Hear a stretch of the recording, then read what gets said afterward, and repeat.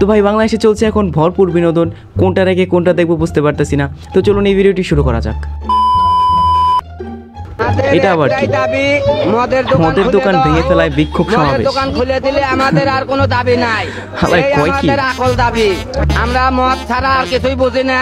MP সাহেব আপনার কাছে বরাবর আমার আকল আবেদন। ভাই এই ভিডিওটি দেখার পর আমার মাথায় শুধু একটা জিনিস আসে, এরা কারা, কোত্থেকে এলো এরা?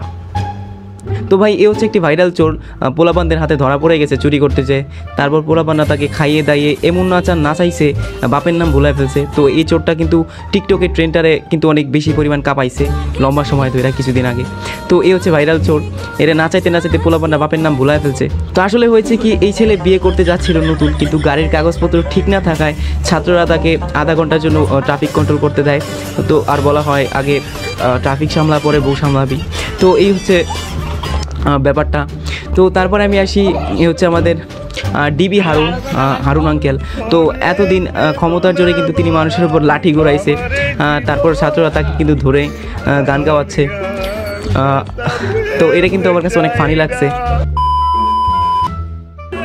এ হচ্ছে আমাদের সালমান এফ রহমান, ধনী ব্যবসায়ী, তিনি এখন আলু পটল সবজি বিক্রি করছে। এগুলো কিন্তু দেখতে কিন্তু চরম ফানি লাগে, প্রচুর ফানি লাগে, অস্থির কিন্তু ভিডিওগুলো।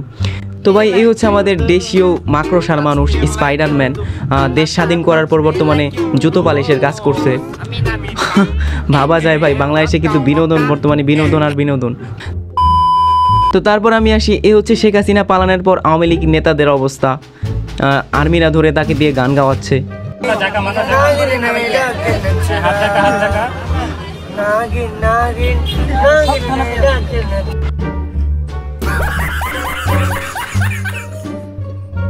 তারপরে আমি আসি, টসে জিতে গোপালগঞ্জের সাথে ব্যাটিংয়ে নেমেছে বাংলাদেশ সেনাবাহিনী, আর প্রথম বলেই মেরেছে একটি জোরদার 6।